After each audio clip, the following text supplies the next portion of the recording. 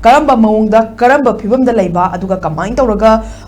nongmai kapnari bano kamain tawraga yum tharibno mit mangda loinamak uraga khangaga khudam changdam ka loinamak leiraba gaktani adubu hauzik fawbada ngasi fawbada haiba tare oja akhoi leiriba phibam situation sida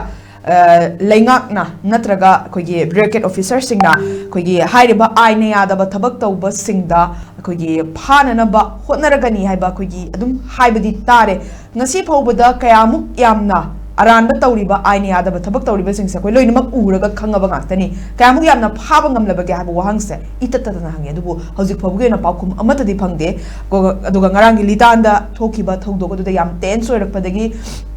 internet fawba shutdown tawkhre oja masi tasengna video se mathang mathang loinamak thoknarakpa adagi nakalamromdana khoi hairiba kuki gi furup ki angang adum mali chahi nauriba angang sing nongmai pairaga mamai budi khumjali adu oiraga su yamna usit thawoidaba wahi wata mayam ama sizinaba khulai pairaga hekta open challenge ki mawongda yamna phongna haiba kaya ama thengnaraba ngakani uraba khanglaba khudingmakto hauzik fawba asuk yamna akogi leiriba high security leiriba miyam singsina security force singna dibo phaba ngamdribra natraga akogi tigatlani haiba wafam singdo mayamna hangniba wang singda jibogi paukumti amata phangbadi leitri kayamuk yamna achumba tawrabage aranba tawriba singdo phaba kayamuk yamna ngamlage habisine duga internet shutdown tawbusina akoi solution purakpa ngamgadoribra natraga nemthan gadoribra masina hena udre haina adum hena tense hen kalakadoribra haibadini adum example oina hauzik leiriba akogi me humdigi hora iba irangdana maram oiraga akogi kayarak hanna internet se shutdown tawkhrabni koi tampaki mapamda adubu hanba leitana adum nongmai kapnabadi dum lepkidabani oja swam tang kamai thaminni masi sanai mam in other sense amam do khori yenguragadi akoina phana ju khanba yai phatana ju khanba yai ko masi negative ta ngam khona sade ko internet thingaga issue je solve to go threite ko internet thingaga issue solve to go de to internet thing ji kaigino question hangna lai internet thing ji kaigino cookie na mai tha badu cookie na mai tha ba cookie na yum mai than ba cookie na no mai kaphan badu masagi ugini ga pakatna ga matin bangji ba question hangma lai ba koina ko cookie na mai kore kana na mai tha ba no do khangok dre ko kana na mai thara man khangok dre kana mai kaphan khangok dre ga haya na ba ha tawri bra kudamna torbungda bagroda koi torbung manglada idp me hanjale laga ahing nungdang khai khang mamai ka phakana nongalaga nongalaga army option tholaga matu ngau ka phanjara roi da haibado noi to sanai ma nongoi ka thokulu heramni ko bom to ka aptana nongoi ka aptana praja me amni khai khang chena dana kan biu na skela bawoda sibai nuna akoi jaga sang kanu ga na ithubi ramni ko adu amuk nongalaga khuda to dei da praja me am sokna praja me am si na yaudana ba pandana khotana ba kuda retale to na question ngi ga di khanda bida adu lore noi ka pa lore nongala ami option laga imai ben mam sawiranu tension lebiranu koi matu ngau ka phal roi koi dik tawje dage gan haidro adu taragadi sai ya di nang ka puro hoi mi shon ngano to ngano ka puro ko adu yam sang ka ko hoi nongala ka po nongala koi mchang koi ng thiam ge adi ko hero koi kum ge noi nong kumu ta noi nong bet oi koi ng hero ge noi nong hero oi koi ng bet oi ga na iman man ma min ta dro ada internet thing is gi magi hoi internet thing is in other sense afabala midam khoi yeng yari si crime ji provoke si sok thok na udana ba mayam gi tension je khoi wara udana ba khoi thing mani ga na khoi kra ni lo ju yai marom da ko adubu mayum mai kai mai thag ra mayam gi thamoi gi mai sak tuma internet thing ko kadra ne adagi no mai pra na kap na ji ade mama mi thugai ba sin na udubu mama mi thugai tu bodu internet thing ko kadra ne sana hema ade na internet thing jina kai gi sai khoi camera khillaga noi ma ton da khoi zum lawba angang khoi kai ne masam man ma khoi ribon angang ma khillaga noi ga to masak phajana kiraga ha camera khillaga hawgal am kapa am non thaba post to na kapa jing do adu sum adu me am uhaladi mi na kanom khan grani ma ji uhandana khoi thingla si internet ka si ga na adu ki to ga ma hangula no I think cause of reason do mai maram do internet thing is maram si aikoina phana logo to potu phana uram badagi hadi phana uram mi labi da lan gre masi kai gino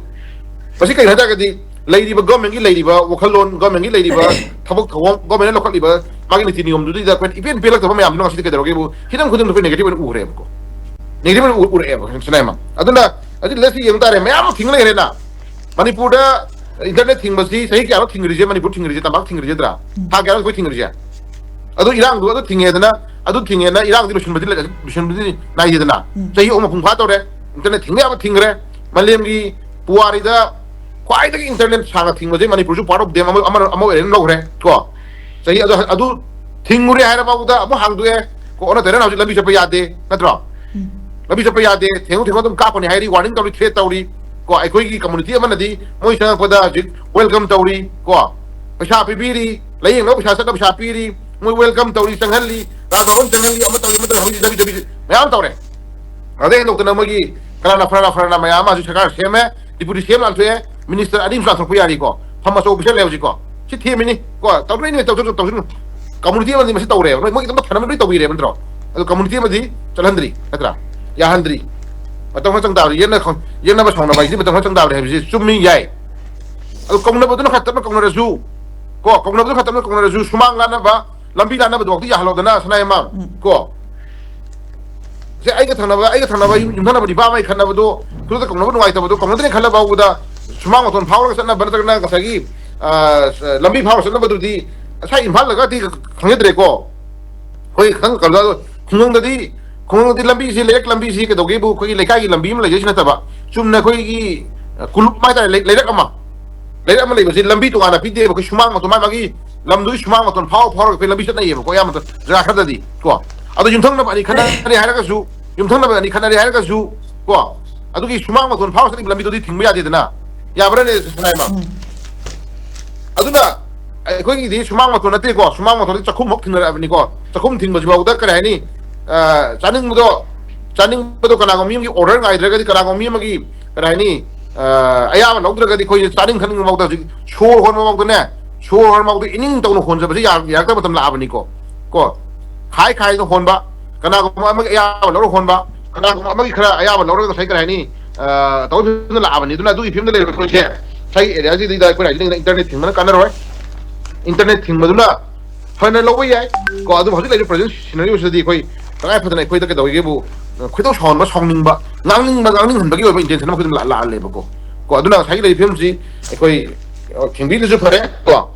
thingi duna apharam le thupiu yam thuna khoi irang lakshin bon na biu ko irang lakshin bon na matung har lakshin bon na matung da kai ni apha lambi da la khon han bi ge pa ma khoi thamja ge ko aduna tadana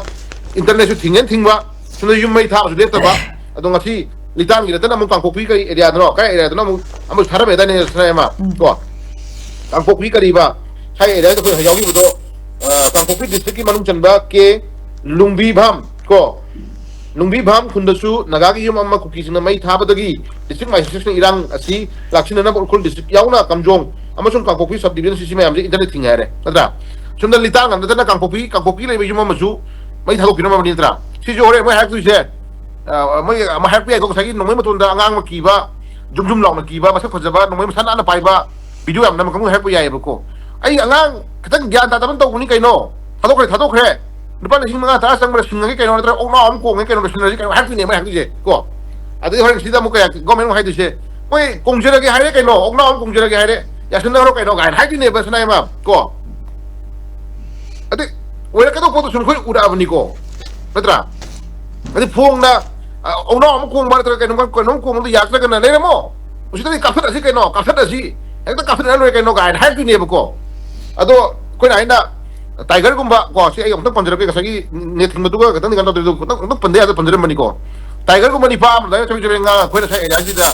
lagi musi dah, mau buat thiam mana pun ni kan ngah, lagi tu di kau thamu tu di yar, rois naik mangko, mari lekan na toro, ko tiger kau aja nari lekan toro. Mani put thuai na hona buto adari le to ro ko yeng asi let's see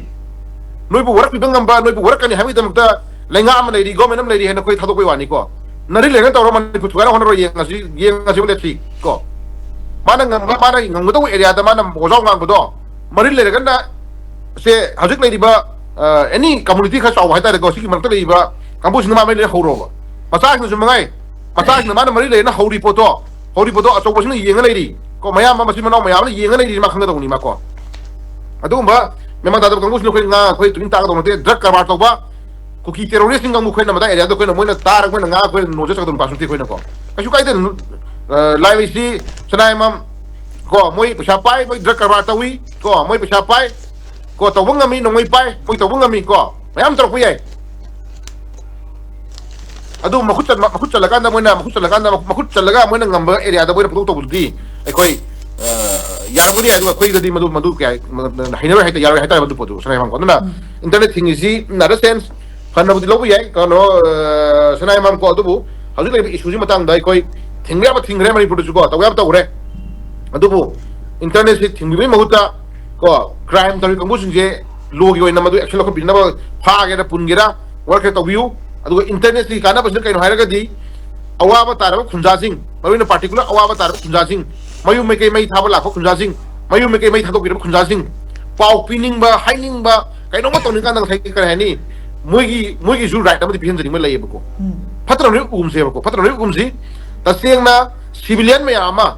mayu me kai mai thaba la to re ta kana khon na crime to re kana am khon ngoi kapsel e hai ko pau pining ma lai ba to pau pining ma lai ba to madu piba ya na ba ya ba su madu pihen jani nge ba ko aduna tagai fa sai eda si jang sai gi show off to kan busin dugi oi ba photo sum ura de nuai ro ga na ta ba ki mami tu ya ro praja sin ka khami bam changi praja sin gi si marsi jang sai gi internet ai na sai gi net samaga na kana internet pa ya ga ato to private company me ama to thok me am shu me am sai no me am ngani ko na me am ngani mogi business mogi lifestyle mogi living style zu ma do ai apan bibi di phate ko duna sina gi o khanduni adu bu gomene ko le khungthang je phanan na ba ko khungthang amani madu khutang khami na ga koi apam am do koi puno khona bi bo phum do khona bi ho na tham jagi sanai Okay.